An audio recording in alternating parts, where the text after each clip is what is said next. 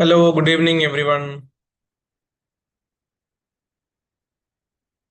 Good evening, all YouTube babies. Welcome back to another session for Paper 1 revision series. I know you're all waiting for the Thursday live session to learn Paper 1. So, Vallath gives priority to all YouTube babies that we won't miss any of the Paper 1 sessions in a week. So, you can learn with that. So many upcoming exams are coming, like WB set, G set, all are coming, and we have courses on that. See, Paper 1 is very important for that courses too, that exams too. And you have the exactly same syllabus for the NDA NET exam for these state level eligibility test exams regarding with the AG set, Karnataka set and all.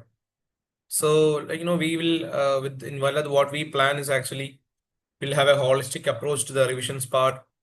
Basically, we'll start with the basic level, all those things we'll teach from the basics, then conceptual level of understanding, and then we'll go to the revision part. That's how we deal with the paper 1 and all. So it's like the students at Vallath, these practices make them, or are it's helping them in paper 1 and all. Good evening. Yes, fine. So YouTube babies, I know it is like a revision session for you when I come here.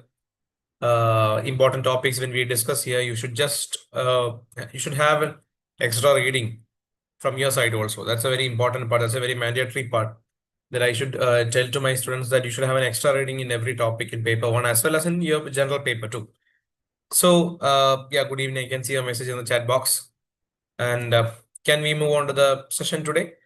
I was planning to do the questions from the topic or unit of higher education. It's a very important topic regarding with the NET exam, NTA NET, and as well as the state eligibility level exams also. Higher education is a very important topic.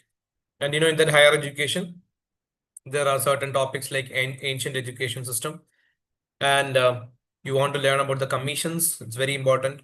And you want to learn about the higher education committees, maybe like the accreditation committees. Basically the statutory bodies you want to find study about, and types of learning, conventional learning, non-conventional learning within value education. So last not but the least, there will be, you can expect some questions from the policies, governance, and the administration. That means maybe regarding with the current affairs or with the constitution, with the schemes of education, all those things you can give priority to. And as you know, it's a very important topic, higher education. Wherever you write the eligibility test exams related with the teachership or a professorship or something like that, higher education part is very important, as you're going to deal with the higher education people. So can we move on with the first question for today? Everybody, are you ready to say the answers on the chat box?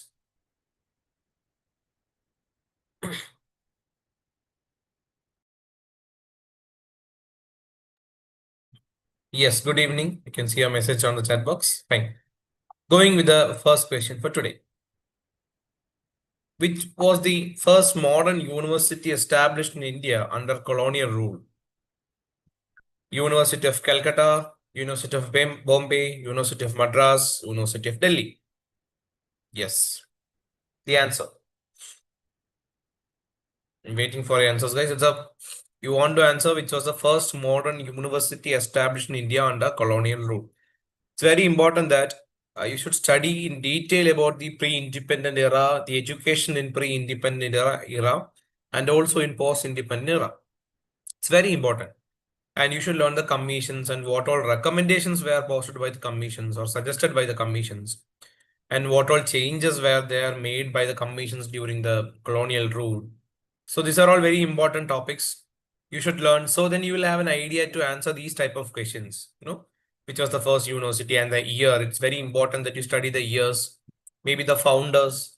At some, like, very recently I saw a question regarding with the higher education. It's a very recent question. I think it is in 2024. In paper 1, they have asked a question from the universities and their founders to match the following. So they can ask questions like that. See, yeah, I can get the answers from the chat box. Very good, guys. It's University of Calcutta. It's the University of Calcutta. That's correct. That is the first modern university established in India during the colonial rule. That means the British colonial rule. That was the first university to establish. So that is University of Calcutta. Next question. The three-language formula in Indian education was recommended by whom? Or which committee or which commission? Mudaliar Commission, Kothari Commission, Radhakrishnan Commission, and Ramamurthy Committee. I told you as it's a very important one that you have to study about the commissions and the years of the commissions, the recommendations made by the commissions. Very important. Main recommendations, and they are, if they have suggested any curricular, any framework, as you know, regarded with the Kothari Commission, the Kothari have suggested a framework and that was followed. And then till now, when the NEP 2020 was there, that framework was following. So, those important commissions that you should, it is very mandatory that you should learn. So is it Mudaliar? Mudaliar Commission is also called a secondary education commission. You should study that. Very good. The answer is Kothari. Everybody is saying that. So three-language formula, when you hear something about three-language formula, it is the Kothari, that's Vallath Singh Kothari. And do you know about the commission here? It is 1964 to 66.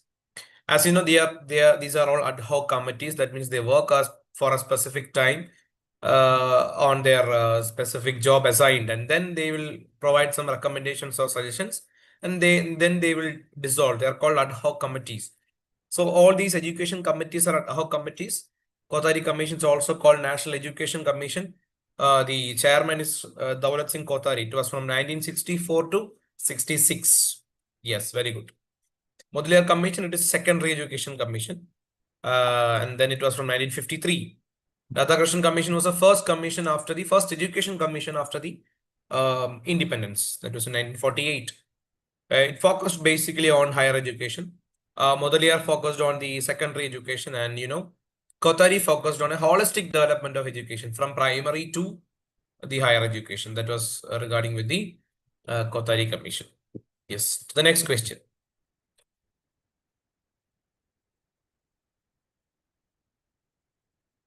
The University Grants Commission was established in which year?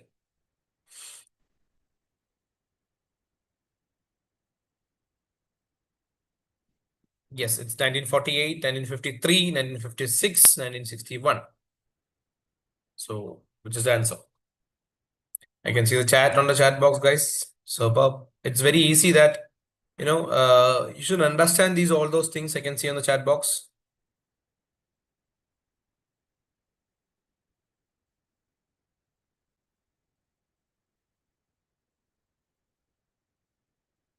Yes, the answers. Good. It's 1956 is the answer. Established in which year?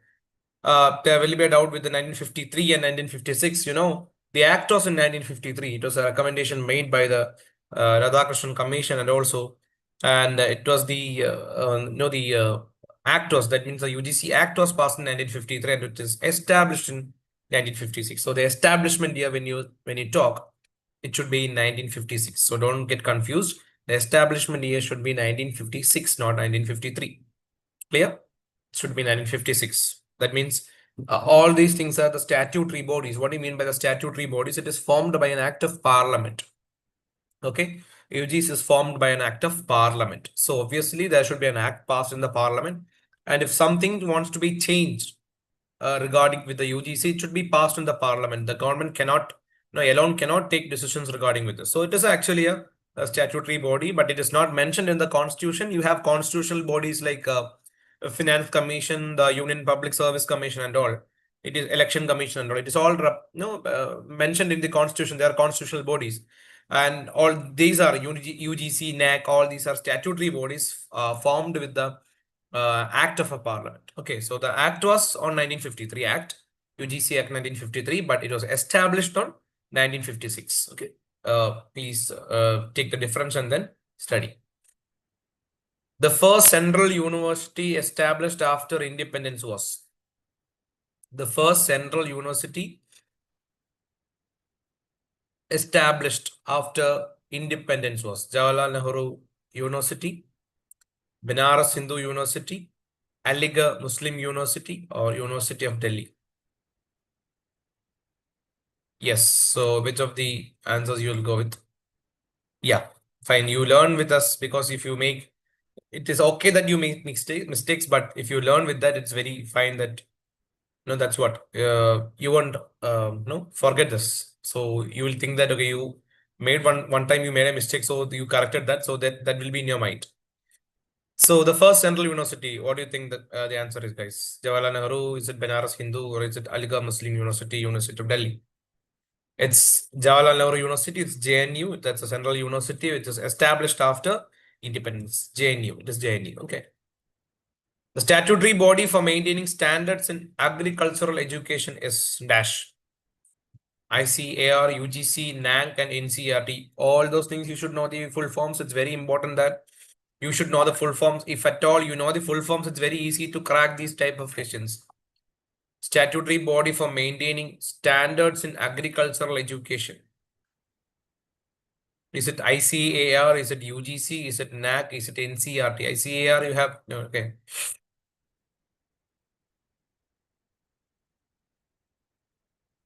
UGC, it's University Grants Commission.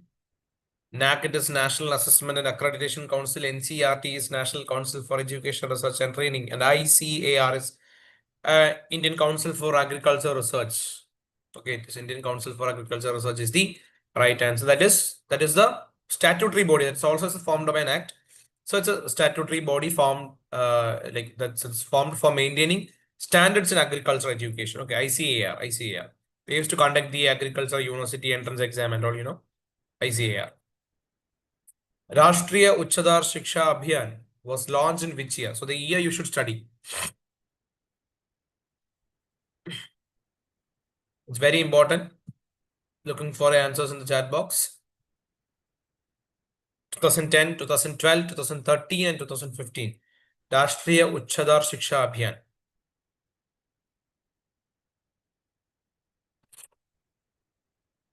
was launched in which year? Was it in 2010, 2012, 2013, or 2015? As you know, ROSA is an important scheme in the part of higher education. ROSA funds, I think you have heard of the ROSA funds. It's very important. ROSA, Rashtriya Uchchadar Shiksha Abhiyan, 2013. Yes, the answers are there with 2013, guys. Superb.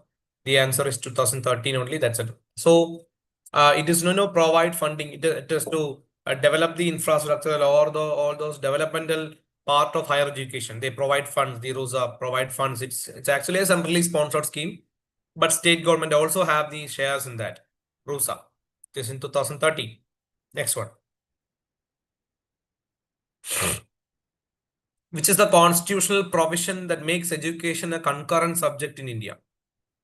Which amendment made? Okay, which constitutional amendment made education a concurrent subject? That means concurrent in the concurrent list. That is both, both central and state government can have a word on that.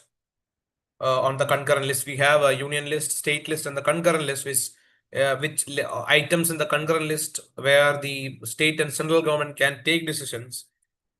But where the decision of the central government will uphold as we have a federal structure. So, which is the amendment that made the education as a concurrent subject in India? Yes, you have the answers as 42nd Amendment. That's the correct one, guys. That is a 42nd Amendment. Many constitutional amendments was made in the 42nd Second Amendment. So keep that in mind. This please study in depth about the 42nd Amendment too. The next question. Which entry in the 7th schedule of the Indian Constitution deals with the coordination and determination of standards in institutions for higher education or research or scientific and technical institutions? So in the 7th schedule, it is there. Which entry you want to find out? Okay. And that deals with the coordination and determination of standards in institutions for higher education or research or scientific and technical institutions. So what do you think the entry will be? It's a very in-depth level questions.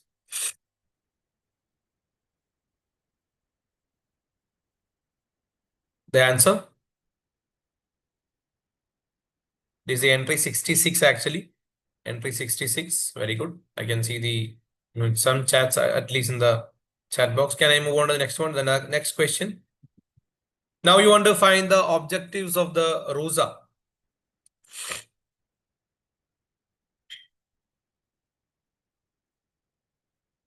Objectives of a RUSA.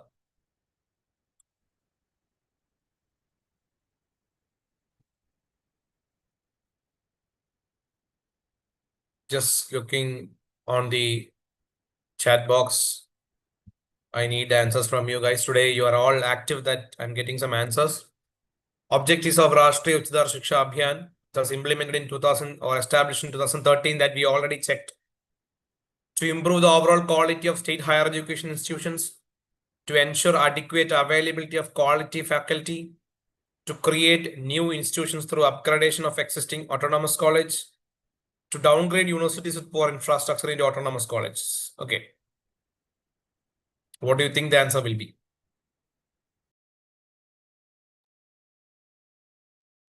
So obviously A, B, and C.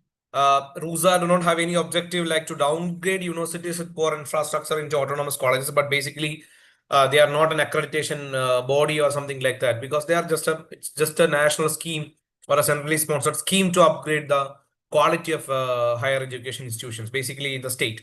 Okay, so that is what you have with the Rashtriya Uच्चतर Shiksha Abhiyan. The answer is A, B, C, second option. Good. Which of the following is not a responsibility of UGC, that is University Grants Commission?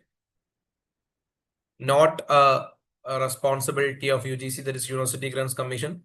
Is it regulate quality of higher education? That is like, you should think of the responsibilities of UGC.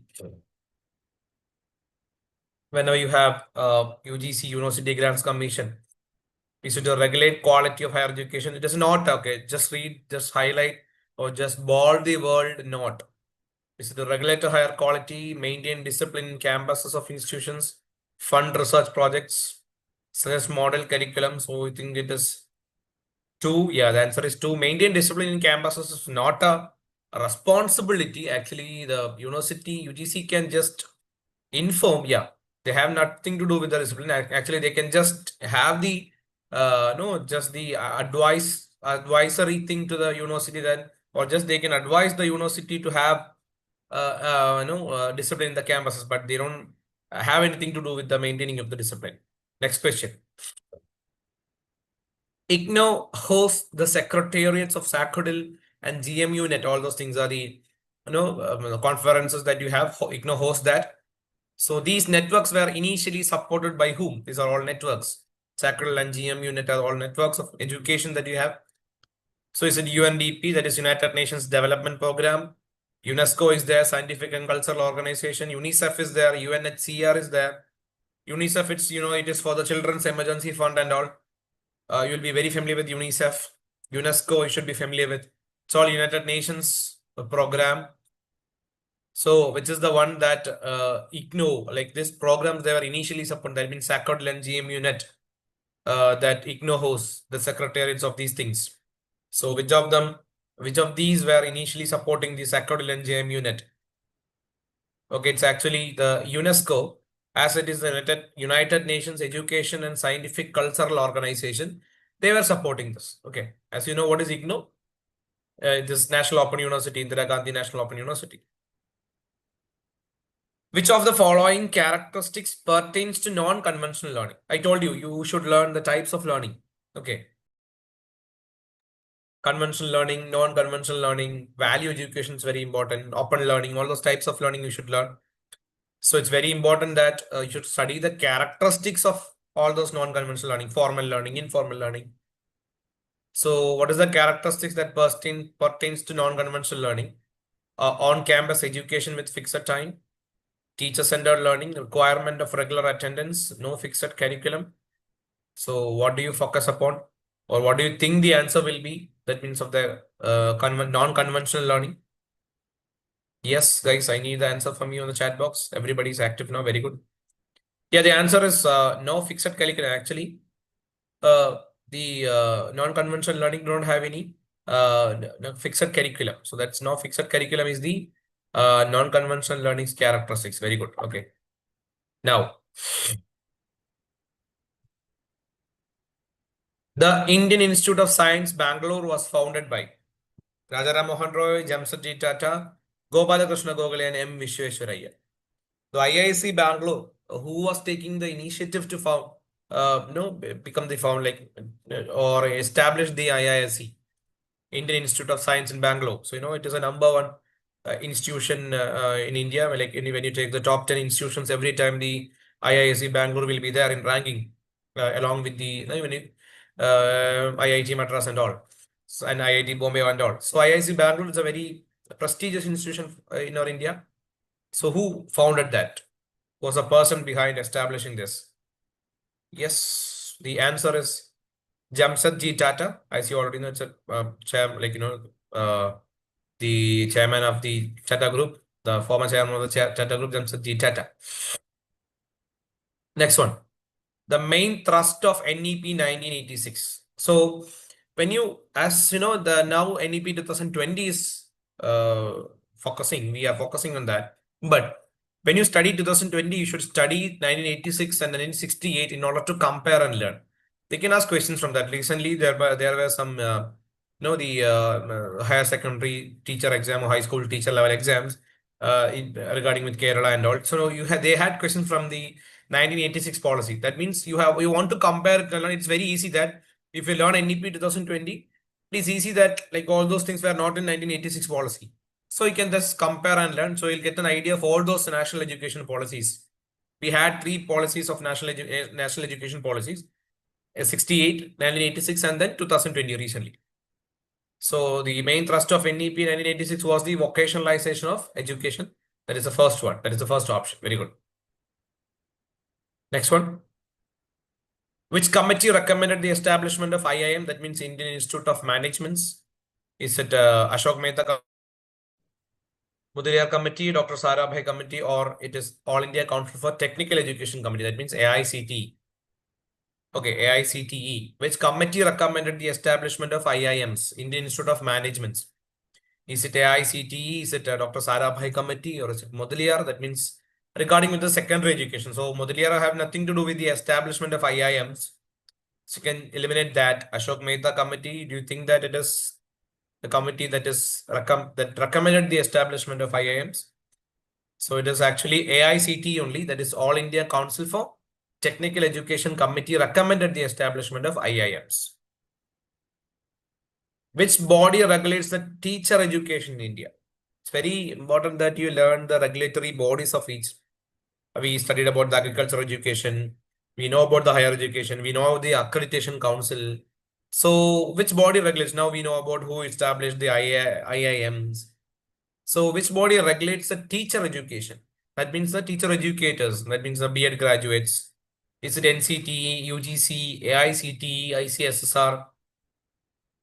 Yes, it's very simple. If you know the full form, it's very easy. It's NCTE. Actually, it is National Council for Technical Education.